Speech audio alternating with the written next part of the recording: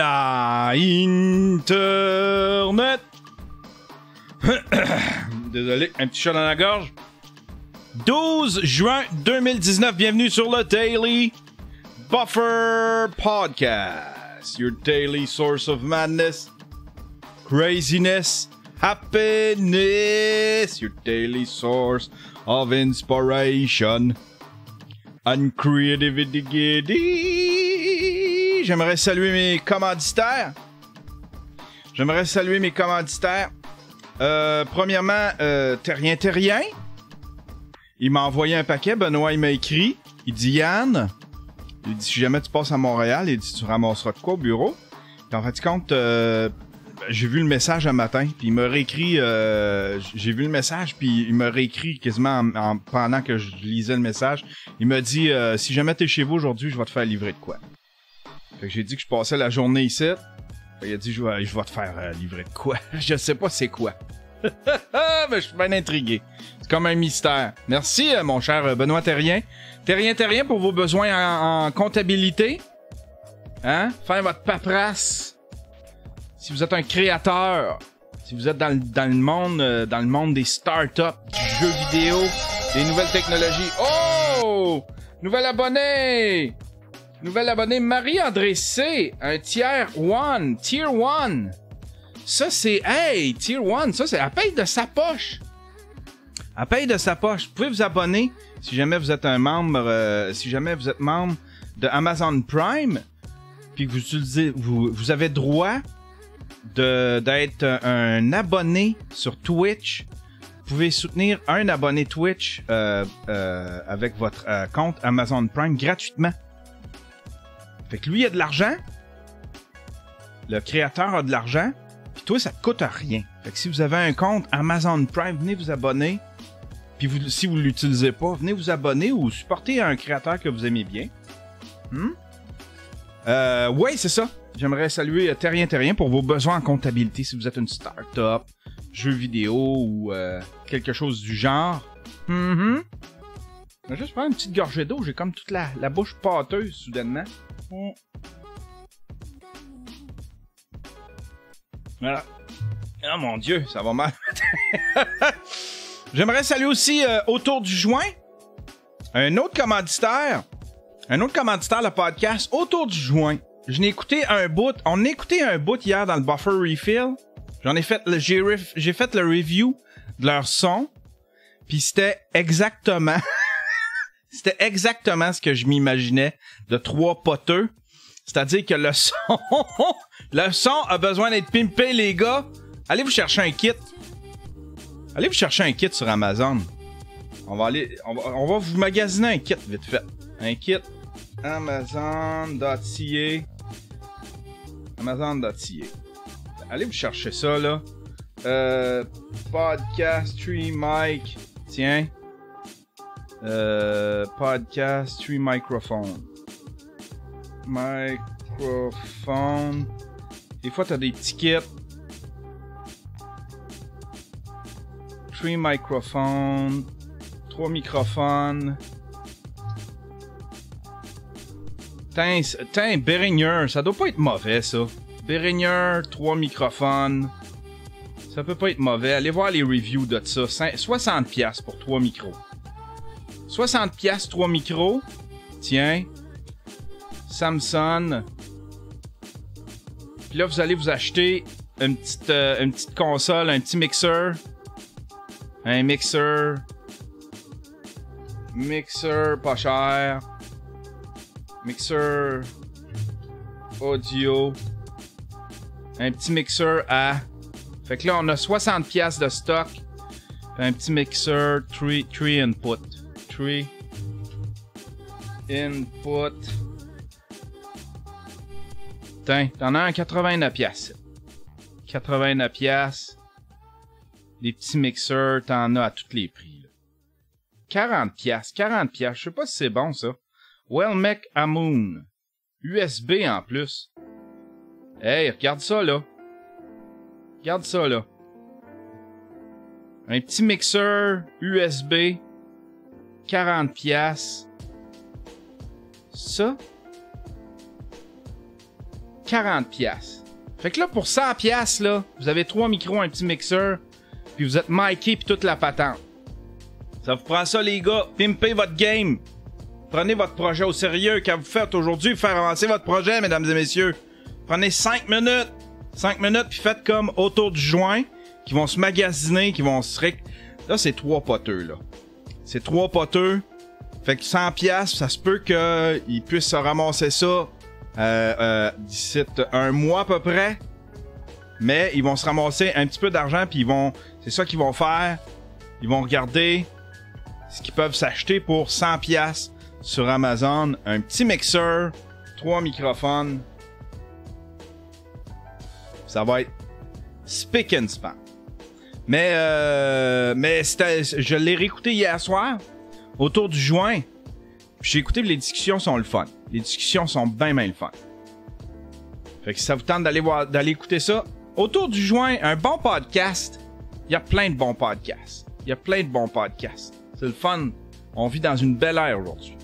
On vit dans une belle ère pour faire n'importe quel genre de création. Oh, Gab, my open man, qui est devenu un membre Amazon Prime, un sub Prime. Merci mon Gab Me Up Man. Me Up. C'est ça. Gab Me Up Man. Puis j'aimerais aussi saluer plein de nouveaux Patreons. On a des Patreons, c'est le fun ça. On va aller voir qui c'est qu'il y a là-dedans. Plein de nouveaux Patreons.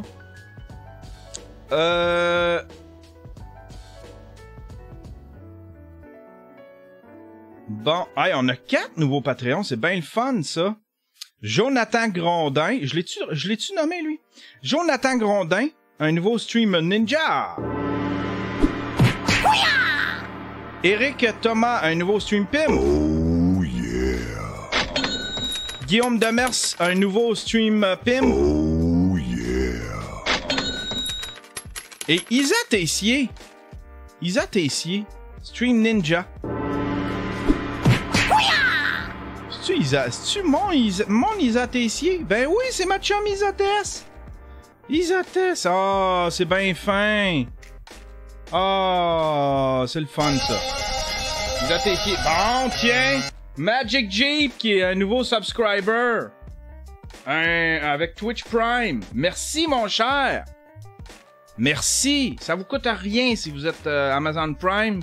Puis nous autres, ben, les créateurs, ça nous donne de l'argent. Un gros merci. Alors voilà pour la monarchie, la Buffer Elite. You are part now of the Buffer Elite. Tous mes Patreons, tous mes subs, toute la Buffer Elite, la Daily Buffer Elite. Aïe aïe aïe. Ce soir j'ai une grosse soirée. C'est les 6 ans du blog de Lynn Sainte-Marie. C'est un blog que j'ai monté il y a 6 ans. Lynn Sainte-Marie, c'est la blogueuse beauté. C'est une fille avec qui j'ai travaillé. Elle est tellement fine. C'est une super bonne amie. Puis, il y a 6 ans, elle avait fait appel à mes... J'étais bon il y a 6 ans à faire du WordPress. C'était pas si compliqué que ça. Tu sais, c'était pas tout responsive. Il y avait moins de code. On pouvait... Tu sais, tu faisais juste pogner un template, tu changeais le CSS, tu changeais quelques couleurs, des dimensions, puis t'arrivais à tes fins, tu sais. Mais là, à un moment donné, c'est devenu responsive, tout ça, puis j'ai lâché à partir de là. J'ai fait comme, non, je passe pas la journée devant mon ordinateur à changer des petits chiffres. Oh, Alex Gauthier, 421, merci mon cher. Un nouveau subprime. You are part of the Buffer Elite. Puis, ça fait, le blog fête ses 6 ans aujourd'hui. Moi, je suis plus dans le projet parce que c'est rendu trop compliqué. Les WordPress, vous avez vu, j'ai de la misère à gérer le mien. J'ai de la misère à gérer le mien, mais elle c'est une... Ça, j'aime ça, travailler pour du monde de même, tu sais. Il y a du monde que... Il y a bien du monde qui me demande de les partir, admettons. Tu peux-tu m'aider à partir mon projet de ci, mon projet de ça? Puis je les aide pas. Ça me tente pas parce que j'en ai tellement vu fade out des projets. Tabarnouche! Gabsolutely Me! Qui est devenu un subprime. Merci mon Gabsolutely Me! C'est bien gentil! Plein de nouveaux subprimes. You're the new Buffer Elite. You are part of the new Buffer Elite. Merci Twitch Patate de me suivre. Puis, qu'est-ce que je disais déjà? Tabarnouche, c'est déconcentrant. Je suis comme ému. Trop de monde. Qu'est-ce que je disais déjà? Ouais, c'est ça. Des projets. Il y a bien du monde qui font appel, tu sais, qui font. Qui voudraient que je les aide à partir leur projet. Puis j'en ai parti beaucoup des projets qui ont fade out. Ça, c'est choquant. Tu sais, quand tu pars un projet, la personne finit par fade out, puis elle se crisse de son projet. Au bout de 2 mois, trouve ça trop dur. Fait que c'est bien rare que je mette du temps sur le projet de quelqu'un d'autre. J'aime mieux partir mes projets à moi. SNWWW, nouveau subprime. Merci mon SNWWW. Wow! You're part of the Daily Buffer Elite now. Fait que c'est ça, tu sais, je m'implique de moins en moins dans les projets des autres, à moins que je sens le sérieux de la patente. Faut que ce soit sérieux, tu sais. Sinon, ça fade out, les gens y en prennent pas soin. Fait que c'est pas motivant pour moi. Mais Lynn, elle, son blog, j'ai parti ça il y a 6 ans, puis elle roule encore. Puis c'était vraiment un effort de... Tu sais, Lynn, elle faisait la météo à TVA. Elle était surnuméraire, elle faisait des remplacements. Puis elle voulait casser cette image de fille de la météo puis femme de Marc Messier. Fait qu'elle voulait avoir sa propre identité, puis elle voulait avoir un branding. Fait qu'on a travaillé sur son personal branding. Elle s'est trouvé le nom Tornadrousse. C'est un surnom qu'on lui donnait. Fait qu'elle a pris ça. Elle en a fait elle en a fait son branding. Fait que c'est son blog, c'est Tornadrousse. Puis ça marche au bout de son affaire. Elle reçoit des produits. Les compagnies de beauté font appel à elle. Elle est super bonne. Puis ça l'a mené à faire de la télé. Elle a fait Marina pendant tout le temps que Marina était en ondes. Elle a fait de la télé. Tu sais, si elle avait pas fait ça, si elle avait pas parti son blog, puis si elle avait pas tenu son blog, entretenu son blog, puis si elle avait pas été sérieuse à propos de ce projet-là, ça l'aurait pas mené là où est-ce que ça l'a mené. Ça l'a mené à faire des chroniques à la radio. Ça l'a mené à être sur le show de Marina.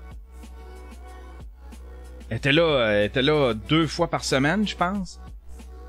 Tu sais, c'est le fun, ça. C'est le fun. El Diablo, un nouveau subprime. Merci, mon El Diablo. You are now part of the Daily Buffer Elite. Daily Buffer Elite. Yes. Hey, qu'est-ce qu'on a comme sujet? On va sauter tout de suite dans un sujet. Pendant que la guitare se fait aller. Plein de nouveaux subprimes. C'est la Buffer Elite. C'est la Buffer Army. La Daily Buffer Army. La Daily Buffer Squad. C'est bien le fun, ça, le matin. Plein de sujets. Plein de sujets. Premièrement, j'aimerais souhaiter un bonne fête à mon ami Elder Santos, le portugais de la Mexican Cartel. Le portugais de la Mexican Cartel, c'est sa fête aujourd'hui. Il a 48 ans, notre Elder. Elder qui est part of the crew, quasiment. Ça fait tellement longtemps. Premier sujet. Netflix annonce Love, Death and Robot Volume 2. Ça va être cool, ça. Love, Death and Robot. Où c'est que j'ai pogné ça?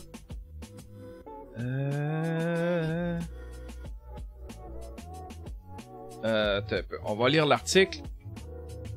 Love, Death and Robot. Love, Death and Robot. Love, Death and Robot, Netflix annonce l'arrivée d'un volume 2 dans un teaser. Oh, il y a un teaser.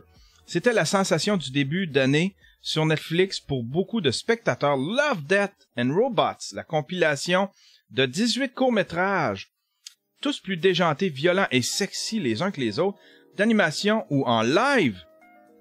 Pas toujours inventif et pertinent, mais plutôt plaisant. s'est fait une solide réputation très rapidement sur Internet. Il faut dire que derrière cette série anthologique se trouvent deux grands noms du cinéma et du petit écran, David Fincher et Tim Miller. Avec un tel succès critique et public, on pouvait donc imaginer que la série aurait le droit de revenir. Et c'est justement ce qui vient d'être annoncé et c'est justement ce que vient d'annoncer Netflix sur les réseaux sociaux. Ah, puis un petit teaser. Can I tell you a secret? Have the men prepared. I'm ready. 5, 4, 3, 2, 2.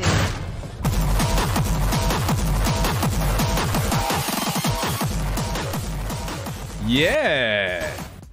C'est sexy, ça. Je l'aime, cette série-là. J'ai tripé sur Love, Death and Robot. La seule affaire, je trouvais que c'était très, très, très esthétique. Ils n'ont pas travaillé assez sur les scénarios. Moi, j'aimerais qu'ils aillent chercher... Café Vrac. J'aimerais qu'ils aillent chercher des bons scénaristes, faire des bons scénarios. Même si c'est court, tu sais. Black Mirror, ils ont des bons scénaristes, c'est l'histoire qui est bonne. C'est pas juste l'esthétique de la patente. Ben, ils devraient merger ça, ils devraient aller chercher des writers qui travaillent sur Black Mirror, puis faire des bons scénarios avec des histoires intéressantes. Il y en avait des bons, mais il y en avait, tu faisais comme... Ok, ben c'était ça. C'était juste ça. Fait que tu sais, c'est un délice pour les yeux. Mais là, avec un numéro 2, on peut plus juste se délecter des yeux. Ça prend quelque chose qui nous reste, qui nous garde... Tu sais, on a été impressionné par le visuel de ça. On a été impressionné par le visuel de ça, mais là, faut qu'il nous gâte un petit peu plus au niveau de l'histoire. Et ça, c'est une bonne nouvelle. Ça, une autre nouvelle, c'est... Ah, ça, c'est le fun, ça. C'est une publicité... C'est Elder qui m'a envoyé ce sujet-là, justement. Bonne fête, Elder, encore. Félicitations pour tes 48 ans. StubHub UK. Une pub de StubHub UK. Regardez qui est là-dessus. Sur la pub de StubHub. Attendez un peu, on va slacker la musique, là. On va slacker la musique un petit peu. Elle est où, cette musique? Ah, voilà. Regardez, écoutez, regardez bien ça. C'est Monsieur Preach dans une publicité UK.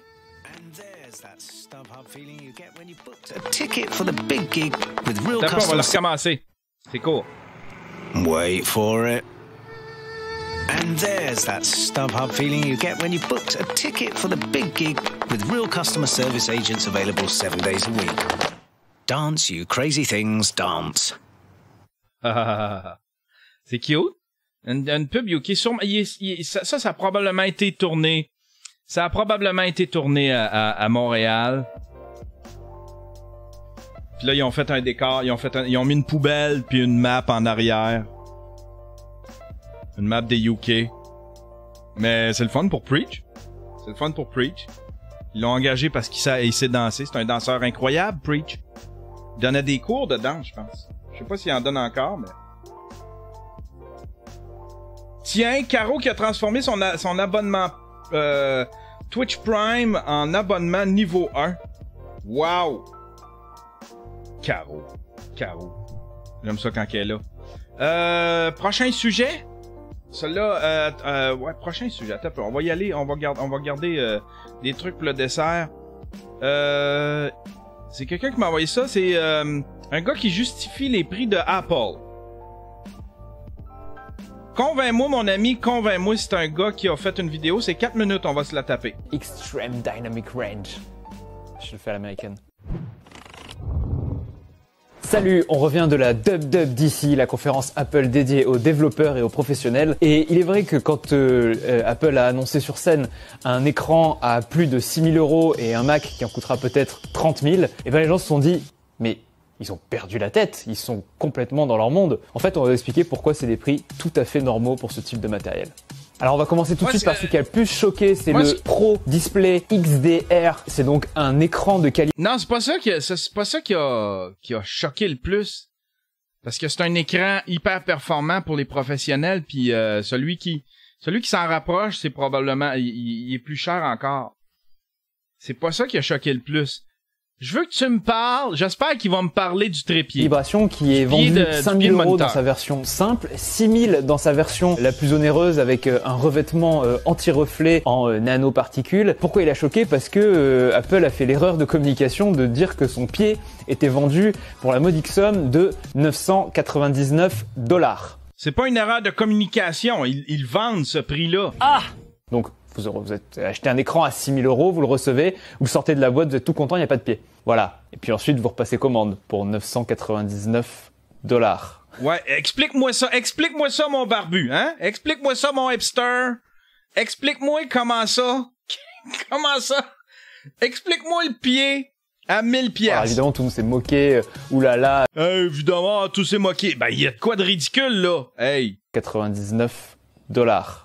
Alors évidemment, tout le monde s'est moqué, oulala, Apple, ils vendent des choses ultra chères, c'est inadmissible, etc. Mais en réalité, il faut savoir que la WWDC est une conférence dédiée aux professionnels. Pas les professionnels, les indépendants, les PME, non, les professionnels de l'image. On entend les gens qui ont besoin de ce genre d'écran. Aujourd'hui, ils ont quoi? Il y a 2 marques qui fournissent des écrans aux studios de cinéma, aux studios qui font des séries, à Pixar, aux personnes derrière Game of Thrones, aux personnes derrière les Marvel. C'est qui? C'est Sony et c'est Eizo, par exemple. Sony, on est allé regarder sur Internet parce qu'on peut acheter ces modèles. On va voir dans le rayon pro de Sony. Le moins cher vaut 24 500 €.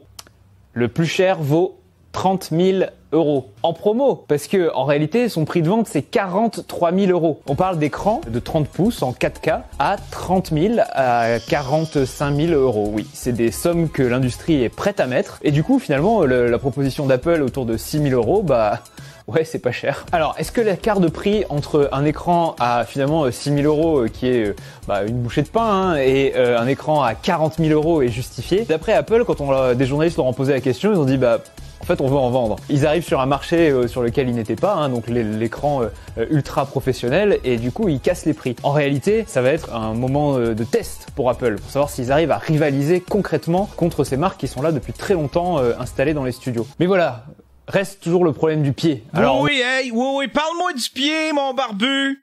Parle-moi du pied.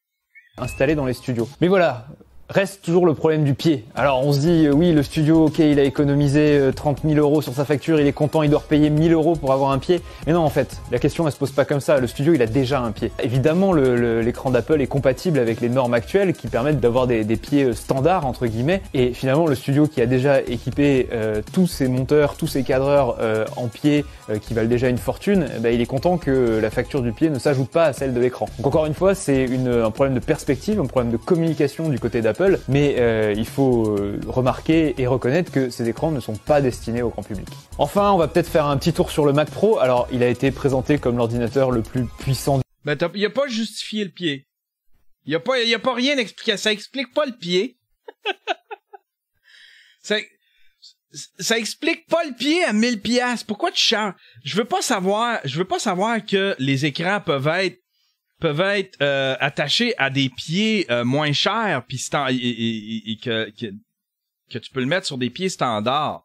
Je veux savoir pourquoi tu charges 1000 pièces pour un hostie de pied. Du monde, quand on a vu 1,5 TO, on s'est dit c'est du stockage, non, c'est de la RAM. Il y a 28 cœurs côté processeur. La carte graphique, pourquoi pas en mettre 4. Et puis si vous êtes monteuse ou monteur vidéo, parce que vous faites de la 8K maintenant, c'est évident, vous avez une carte d'acquisition dédiée. Bref, c'est encore une fois du matériel professionnel. Alors la facture, c'est clair qu'elle est colossale, mais comme d'habitude, il faut penser rationalisation des coûts, combien de temps vont être économisés. Pire, Apple a pensé à un design qui permettrait de les racker, c'est-à-dire d'en mettre plusieurs les uns sur les autres. Les studios de cinéma qui travaillent tous sur macOS, qu'est-ce qu'ils vont faire? Ils vont pas en acheter un à 30 000 €, ils vont en acheter 2. Parce que leur business model, il dépend pas de l'achat de ce matériel. Leur business model, c'est vendre des films, vendre des séries, vendre des documentaires. Et tout ça, moins de temps ils mettent à les faire, et plus d'argent ils gagnent. On est dans la même logique qu'avec l'écran. Pour conclure ce premier hot take, on peut dire que si des produits apparaissent beaucoup trop chers, plus d'argent ils gagnent. On est dans la même logique qu'avec l'écran. Pour conclure ce premier hot take, on peut dire que si des produits apparaissent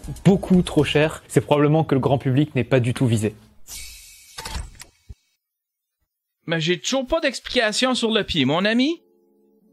J'ai toujours pas d'explication sur le pied. Captain Hipster.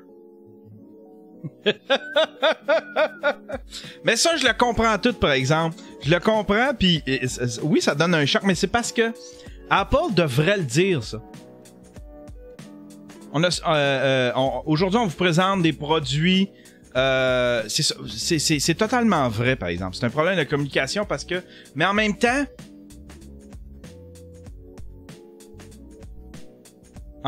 c'est ceux qui veulent des... C'est pas les professionnels qui veulent ces produits-là. Les produits Apple. Les professionnels. Où ils devraient en faire une gamme pour les créateurs de contenu. Les créateurs de contenu professionnels. Et non pas les grosses boîtes professionnelles. Les gros studios, tu sais. Les créateurs de contenu professionnels. Les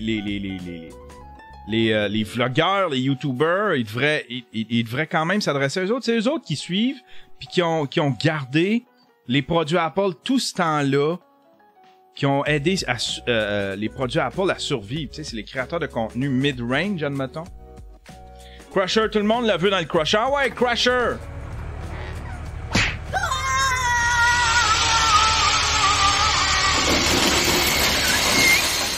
Hein, pis ouais, il y a un autre Crusher, ça c'est pour la barbe. On sait pas trop, hein. Ça, vous avez de l'air d'être deux entités différentes maintenant.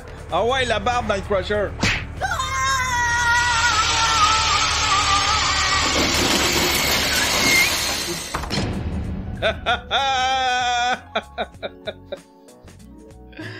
Aïe aïe aïe. Aïe aïe aïe. Mais sinon pour le reste, je comprends tout ça. Je comprends tout ça. Prochain sujet. YouTube. Ah, ça, c'est un sujet encore délicat. On sait pas trop, les gens savent pas trop quoi en penser, cette histoire-là. Crowder qui s'est fait démonétiser. Et puis là, la communauté LGBT s'en prend à YouTube, évidemment. Mais tout ça, là, tu sais, quand on regarde ça, là, Carlos Maza a joué très, très, très stratégique. Il a de l'air d'un gars qui pète sa coche sur le coup, qui pète sa coche là, sans aucune... tu sais, c'est comme s'il avait explosé, admettons, out of nowhere. C'est comme s'il y avait eu un trop-plein. Mais c'est pas un trop-plein, il a attendu 2 jours avant... Il a attendu 2 jours avant le mois... voyons, le mois... C'est-tu le mois LGBT? C'est le mois LGBT, hein? Il a attendu tout ce temps. C'était très stratégique. Il a attendu tout ce temps, puis il savait que YouTube allait faire tout un gros... Tu sais, YouTube, on vraiment... On va aller voir YouTube, là. Tu sais, on vraiment joué gros là-dessus, là. Il joue gros là-dessus, YouTube. Sur LGBT Month, là, tu sais. Accueil. Ouais, il me le montre pas? Tendance, peut-être?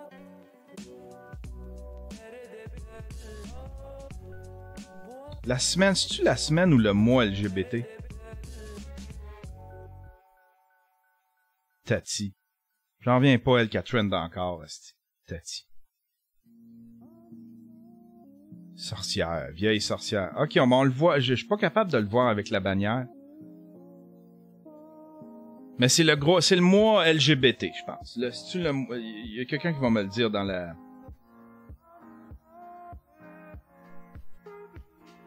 Dans la chatroom. Fait que YouTube la joue gros, puis Carlos Maza le savait, puis c'était très stratégique, c'était pour mettre YouTube dans l'embarras, puis en même temps, il a shamé YouTube, il est allé gosser les annonceurs. Mais là, YouTube enfin commence à s'exprimer, puis commence à se défendre un peu, parce que YouTube est sous attaque, puis là, je pense qu'ils ont compris que il y avait des stratégies. Maintenant, les médias de masse ont des stratégies. Puis Vox fait partie de... sais-tu... Je me souviens plus de quel conglomérat. Mais Vox aime pas le... ouais, c'est ça. Ils en ont contre... on va aller lire. On va aller lire. C'est Susan Wojcicki.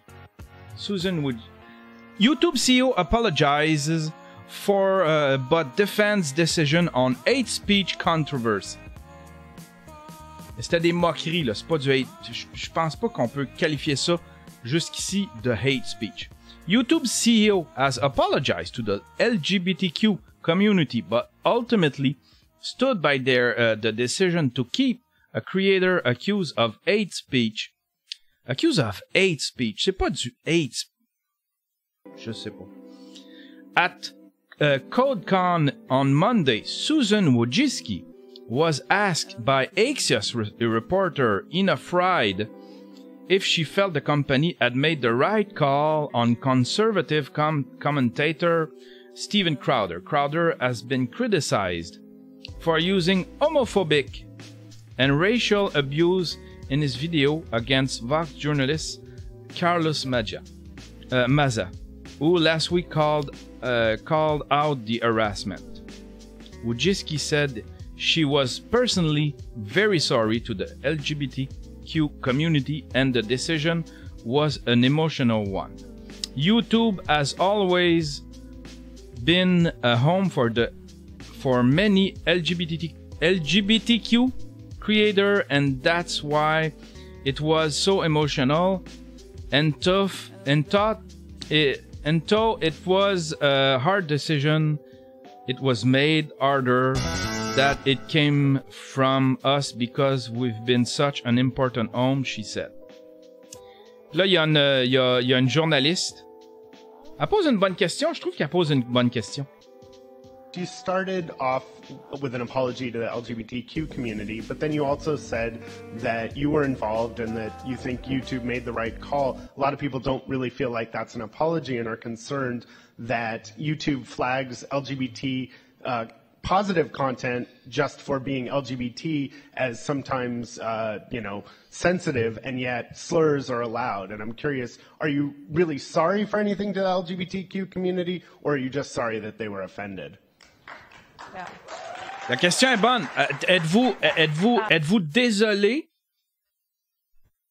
de ce qui s'est passé contre la communauté LGBTQ, ou vous êtes juste désolé qu'ils aient été offensés de ça? So first of all, I'm really personally very sorry, and it was not our intent. Our goal was, YouTube has always been a home of so many LGBTQ creators, and that's why it was so emotional, and that's why I think this really.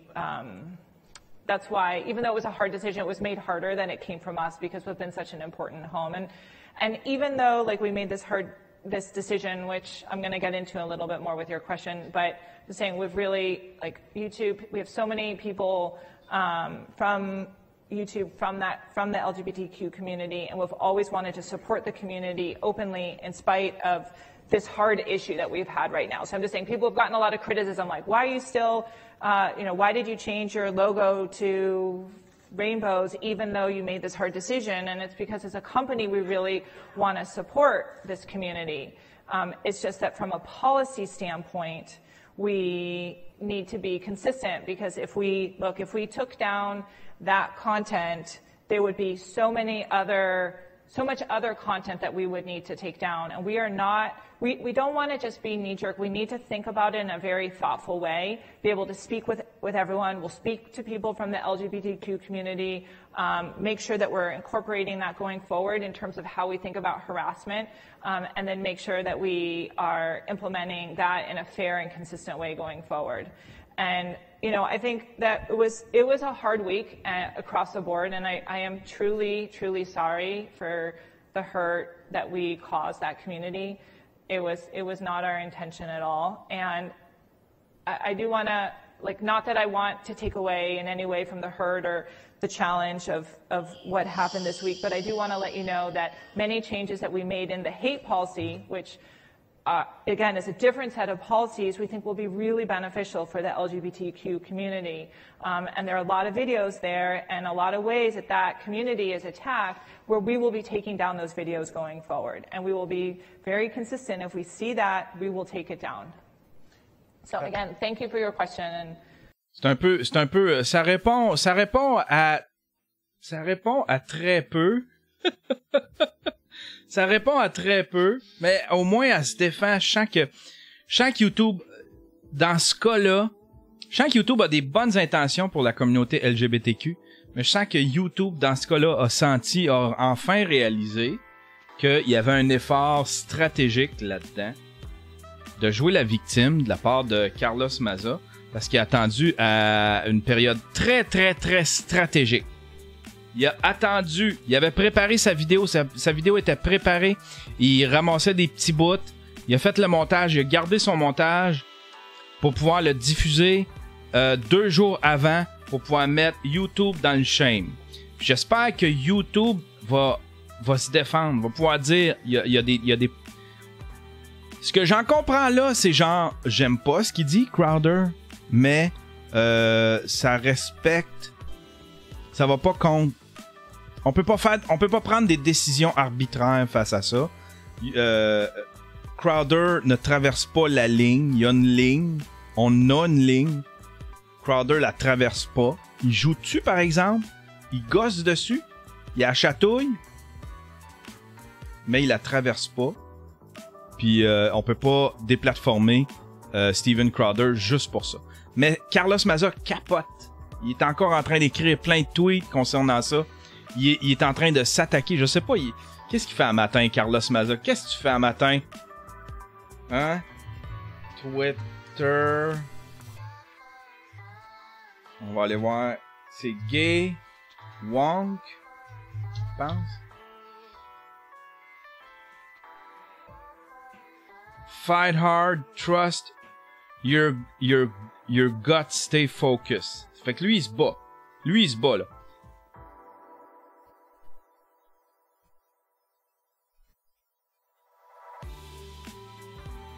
Right Wing Pal. Il est encore sur le cas de Crowder.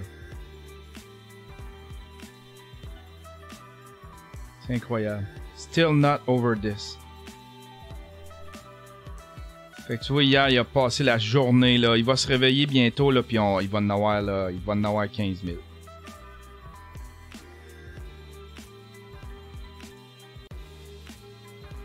Aïe, aïe, aïe. Le pire là-dedans, là, c'est que, en résumé, le pire là-dedans, c'est que Carlos Maza a gagné, Steven Crowder a gagné, puis ceux qui ont perdu, c'est des petits créateurs autour. C'est plein de petits créateurs autour. Ils ont déplatformé, ils ont bloqué, ils ont déplatformé à peu près, je pense, c'est 1000 channels, dont un paquet de faux positifs. Un paquet de faux positifs. Le hostie d'algorithme, là, tu sais, qui détecte un mot, puis là, qui détecte un mot, puis là, qui déplatforme un channel au complet juste à cause de ce mot-là, je trouve ça ridicule. Mais c'est parce que YouTube a décidé de faire le choix de faire l'arbitre dans certains cas. Si YouTube avait dit depuis le début, nous autres on déplatforme personne, il y a de la justice pour s'occuper de ça. Si jamais vous sentez que vous êtes... Tu sais, Carlos Maza, il est-tu allé voir la police, Carlos Maza? Il est-tu allé voir la police? Parce qu'il doit y avoir des lois aux États-Unis, là. Pourquoi qu'il s'attaque juste à YouTube, tu sais? Si tu te sens attaqué, si tu veux donner un exemple avec Steven Crowder, va voir la police. Va voir la justice. Si tu penses que c'est de l'acharnement, si tu penses que c'est une attaque contre toi, va voir la police. Mais non, ils s'attaquent à YouTube. Et ils font tout ça. On l'a vu dans le cas de James Charles. T'as dit qu'il traitait de prédateur sexuel. Que c'est un prédateur sexuel. Si c'est un prédateur sexuel, pourquoi t'as pas appelé la police? Parce que tu voulais faire une vidéo. Tu voulais que ce soit stratégique, que ce soit un move marketing. Fait que c'est tout du crise de marketing. C'est tout des moves stratégiques. C'est de la politique. C'est de la politique. Fait que Carlos Maza, il vaut pas mieux quiconque, là, tu sais. Mais YouTube, pour revenir à ce que je disais, YouTube s'est lancé dans le business de prendre des décisions comme ça, de devenir l'arbitre. Mais si YouTube, depuis le début, avait dit, nous autres, on déplatforme personne, on n'enlève aucune vidéo,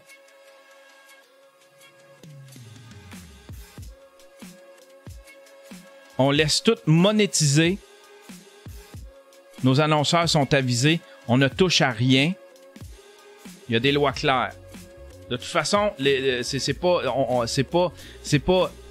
Crowder n'est pas le visage des annonceurs qui sont à côté, tu sais. C'est pas le représentant, c'est pas le porte-parole de tous les annonceurs qui vont jouer. Moi, je ne sais même pas c'est quoi la publicité qui a joué avant cette vidéo-là.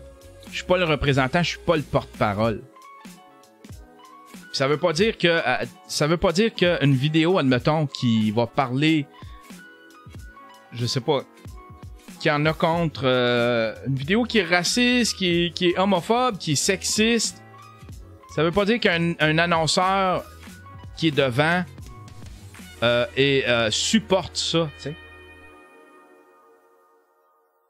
PQ en or, la raison que Carlos se fait le fait, c'est qu'il peut pas intenter rien contre Crowder. Il est au Texas et le mariage gay est interdit.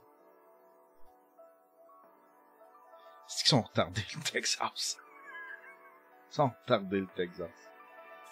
Garnot, il est obligé de se déconnecter de YouTube pour découvrir d'autres choses parce qu'ils nous collent juste des choses qu'on clique pour vider son historique à chaque fois.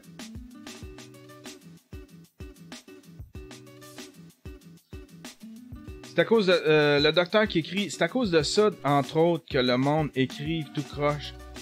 En tout cas, je viens de penser à ça.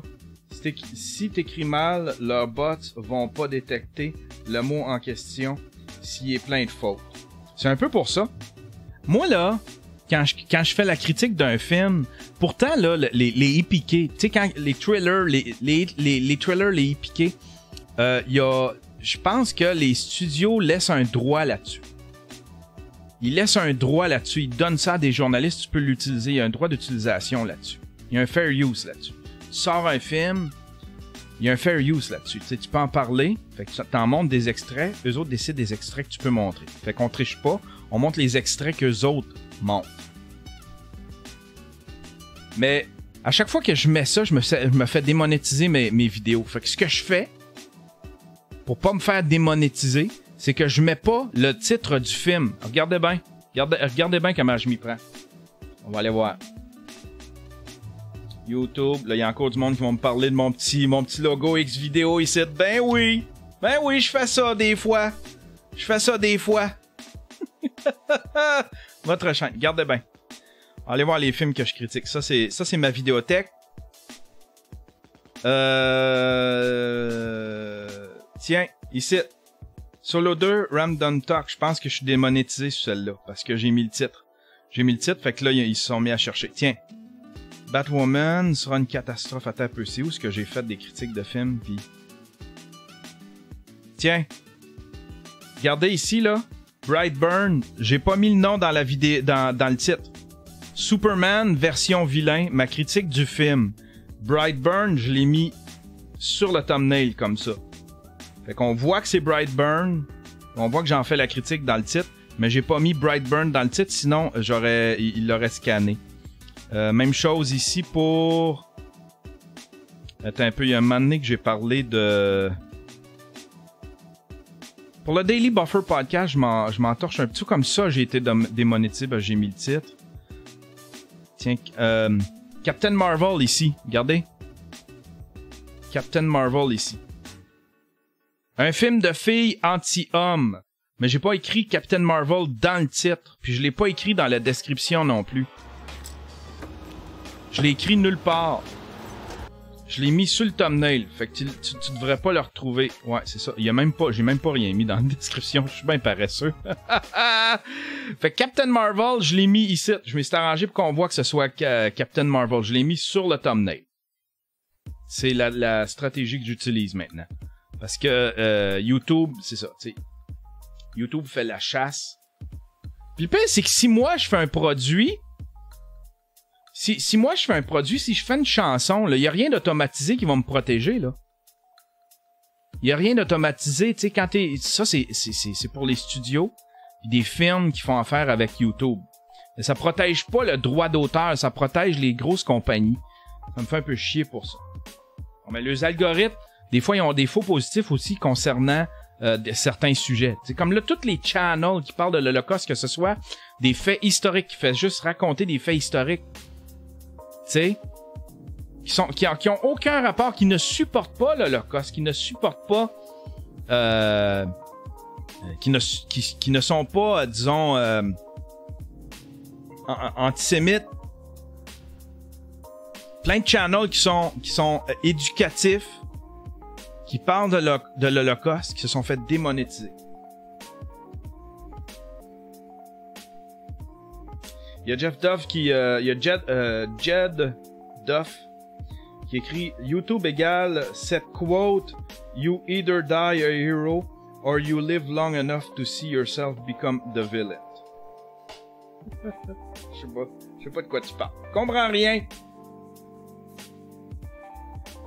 X de Guy X qui écrit: T'es pas assez big pour être protégé sur YouTube. Exactement. Exactement. Je suis trop petit. Je suis tout petit, je suis minuscule. Hein? Là, je vais me faire voler Hustling Everyday. Je vais me faire voler Hustling Everyday. Par Gad Elmaleh, il va aller chanter ça, là. Yann qui parle en anglais. Arrête de rire de moi, Léo. Léo qui rit de moi. Le minuscule petit monsieur de 45 ans.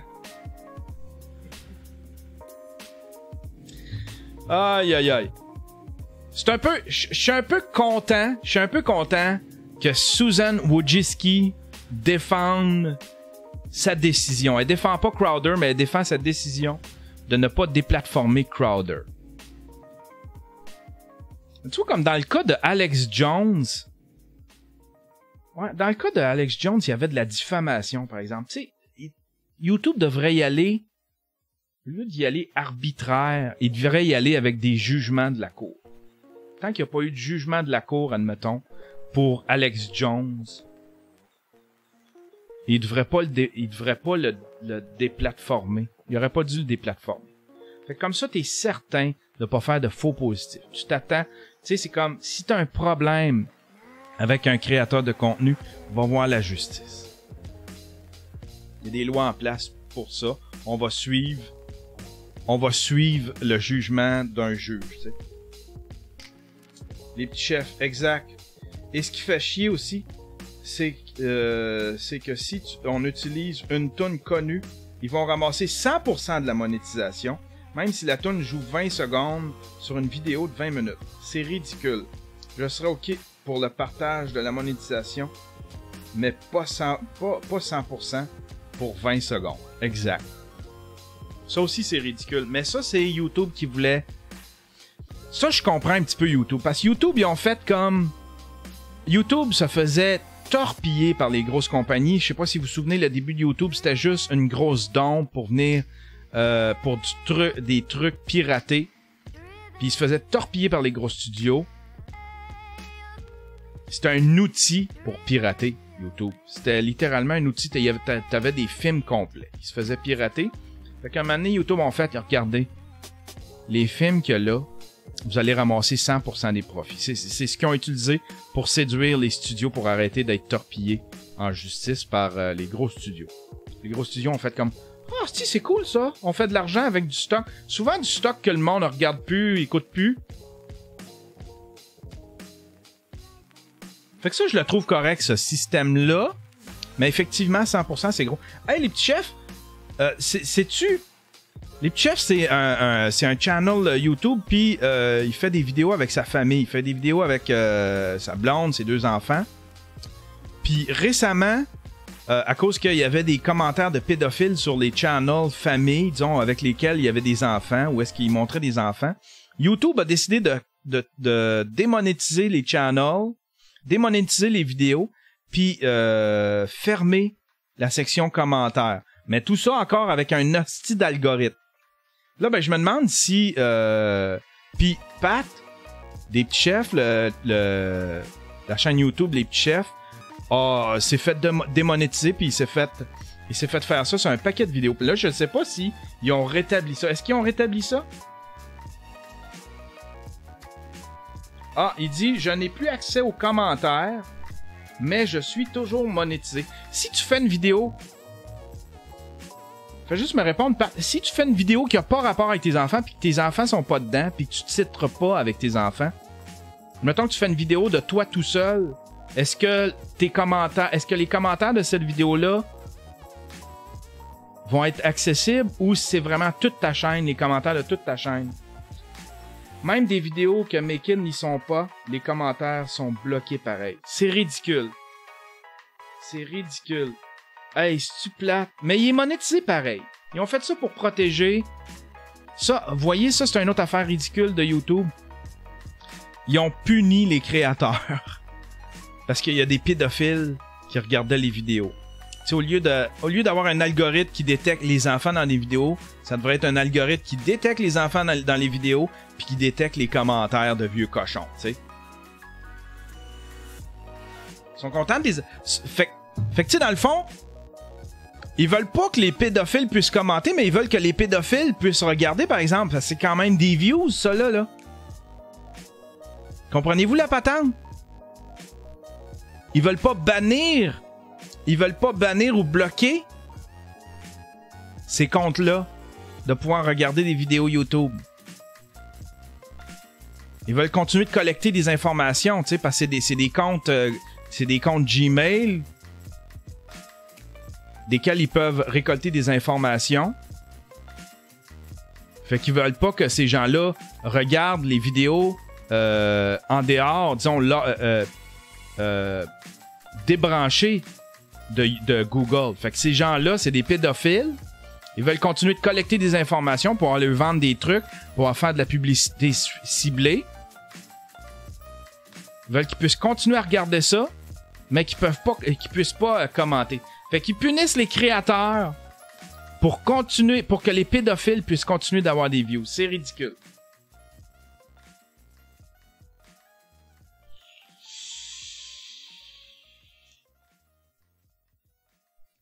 Les petits chefs qui écrit. Ce qui est triste, c'est qu'il y a plein de chapines non encadrées, de chaînes non encadrées par des parents où les jeunes font n'importe quoi devant la caméra de leur téléphone ou tablette avec des commentaires actifs. Moi qui est présent pour tout gérer, je suis bloqué.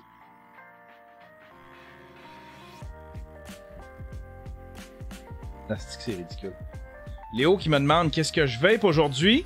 Aujourd'hui, je vape miel tabac. Là, je suis... c'est mon juice. C'est mon juice préféré. C'est mon juice préféré. 12 mg. Non. J'ai baissé à... Là, celle-là, il y en a 3. La prochaine, si je peux... La prochaine, je vais m'arranger pour ne plus en avoir dedans. Les abeilles te courent ça après quand tu vapes. Hey, qu'est-ce qu'on fait? On se fait-tu un raid? Moi, je m'en vais filmer. Je m'en vais filmer des liens pour le microfilm GigaFest aujourd'hui. Il fait super beau. Fait qu'il n'y aura pas de buffer refill. Hier, j'avais fait un buffer refill, puis je me suis rendu compte à matin que je l'avais mal programmé sur Patreon. Fait que là, il est disponible sur Patreon. Si t'es un membre Patreon, une fois de temps en temps, après le Daily Buffer Podcast, je fais un buffer refill. Qu'est-ce que c'est un buffer refill? C'est moi qui fais n'importe quoi. Des fois, c'est des vidéos de 2 heures de moi qui essaye de faire une toune, moi qui fais un dessin, moi qui jase avec la chatroom. C'est vraiment random. C'est vraiment comme si tu travaillais puis tu gossais avec moi. Tu sais, je vais peut-être faire un buffer refill pour des parties de montage de mon documentaire, des trucs comme ça, tu sais. Fait que si tu veux avoir accès à ça, soit que tu le pognes live quand je le fais, après un Daily Buffer Podcast. Sinon, je les mets en différé, je les mets en vidéo sur Patreon. Fait que tu peux y accéder par Patreon. Peu importe le forfait que tu choisis, tu vas avoir accès au buffer refill quand j'en fais. C'est comme un deuxième show, un after show. On se calme, on calme nos esprits. Hein? Le Angry White Man, il se calme. Puis là, ça devient plus relax. Puis on jase. Puis on fait des trucs. Hey! Avant de terminer, je veux vous faire écouter une toune. On l'a joué hier justement dans le Buffer Refill. C'est une toune de mon ami Pat, justement. Pat, avec qui je viens de jaser.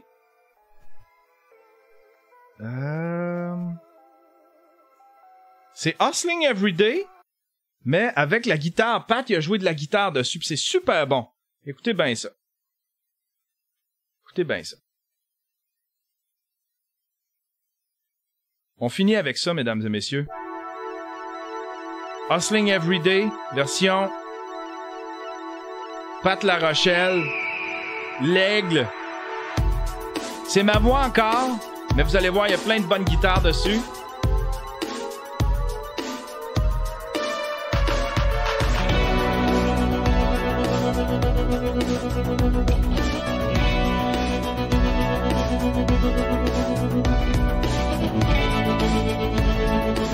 Une petite guitare à la Ry Cooder, je trouve.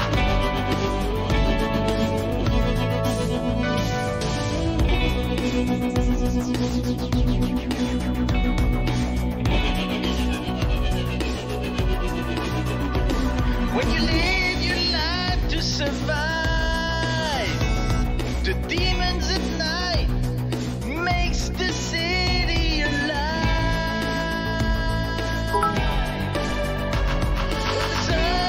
Je donne pour commenter son pour qu'on puisse retrouver Roland hashtag #Charles. You feel the eagle inside. Finally found my way, hustling every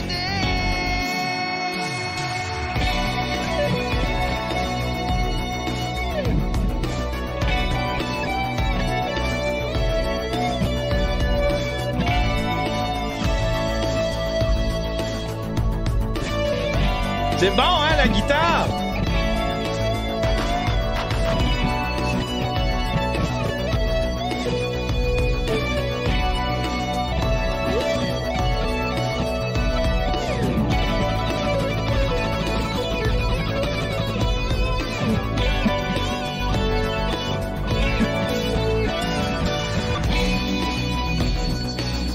Après ça, on va se faire un raid. Restez là, on va faire un raid. On va se faire on va trouver quelqu'un qui a pas beaucoup de views.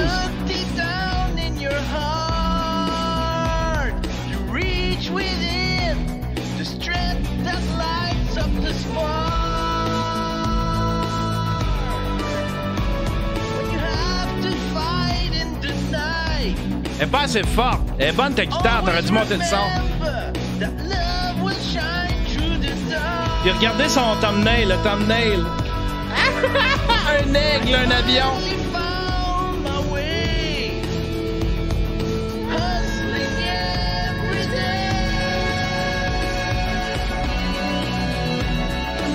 Ça, c'est ma guitare à moi, accompagnée de Pat.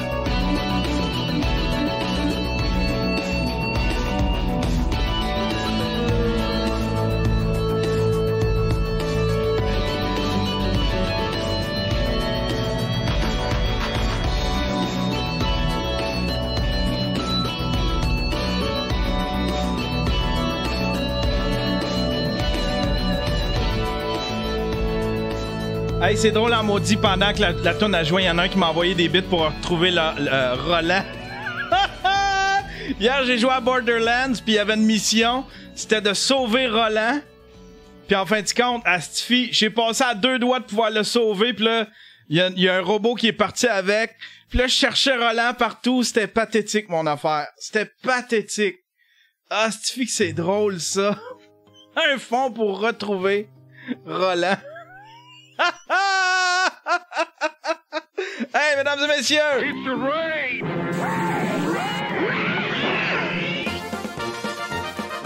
Oh yes! Hey, qu'est-ce qui se passe un matin, Payot? T'es pas là, hein? T'es pas là, Payot?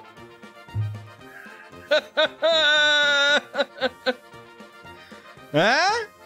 T'es gêné un matin? Tu sens la Sens la soupe chaude, hein? Sens que je m'en viens de frotter Fofone, Payot? Sens que je vais te clencher bientôt. Just chatting. Qu'est-ce qu'il fait, lui? Qu'est-ce qu'il fait? Ah, il jase. J'espère que tu auras beaucoup de plaisir à découvrir toutes les possibilités et qui te seront présentées. 2889, il sera pas impressionné par un... Tiens, une fille. Fille qui gagne... Ah, tu as une caméra? Oh! Hey, c'est un connard. C'est un connard. Hey, comment... Es-tu au Québec? Elle a un accent français? Attends, on va y écrire. Oh là!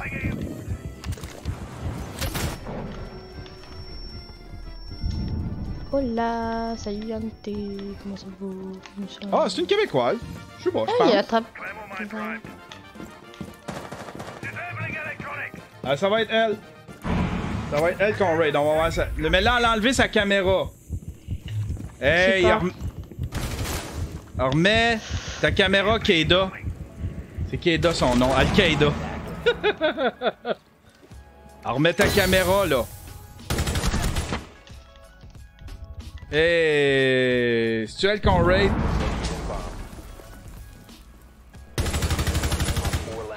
Non, pas de caméra, pas de raid. Je m'excuse, mais c'est comme ça, Keida. Hein? Il y a une loi claire concernant les raids. Sinon, ah, lui, il fait du RP. On va voir si je le déconcentre dessus. Il y a 12 Ouais, followers. je freine, puis les lumières, ils s'allument. Ah, il va être content, lui. 4 ans après. Il va être content, lui.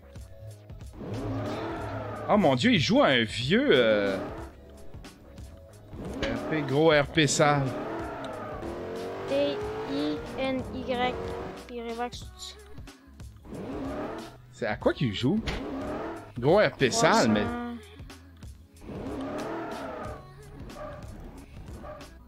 C'est quoi ce jeu-là? C'est pas GTA.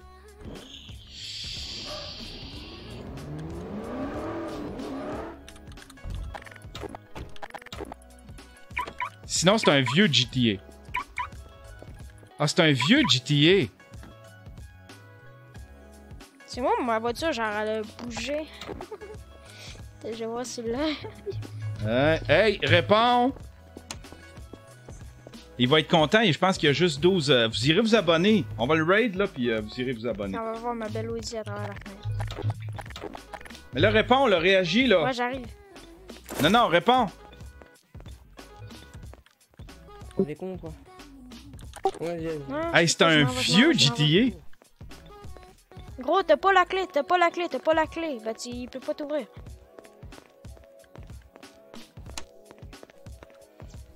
Ouais.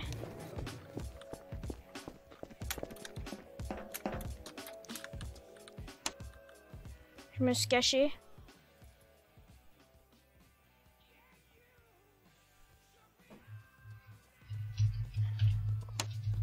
Ben, qui te bute, mec?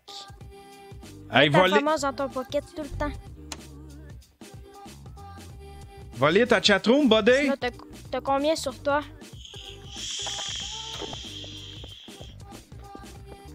T'as combien sur toi,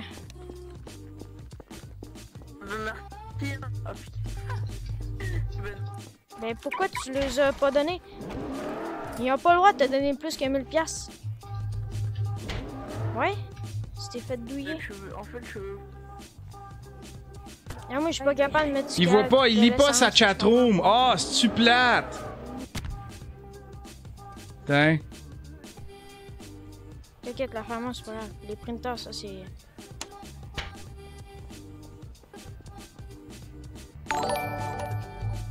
Yo, merci, Louis le...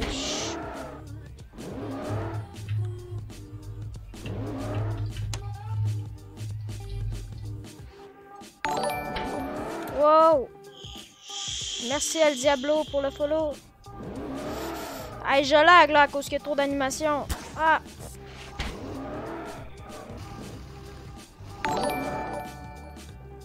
Wow! Merci Gondon Casteraco pour le follow. What the fuck? On m'a hosté avec 60 viewers! Bon, Chris! On m'a hosté avec 60 viewers! peur! What? What the fuck? Je regarde le chat. Qu'est-ce qui se passe? Ah, raid. Bon, hey, je savais pas! Salut! Tabarnage. Hey, je streamais tranquille, pis là, je vois dans mes notifs Yann Zaterio has raided you a party of 60 personnes. Aïe, aïe. Il crochette! Non, mais ici, ils savent pas l'équipade, c'est bon. Bertrand Lupin. Bah attends, je vais arriver, je vais les défoncer. Ok, t'es juste... Holy shit. Ok, j'arrive. J'arrive, on va les péter la gueule, juste pour eux. Je m'en fous de me faire ban, c'est pour les 60 viewers. On va les péter la gueule. Oh fuck. Ok, j'arrive.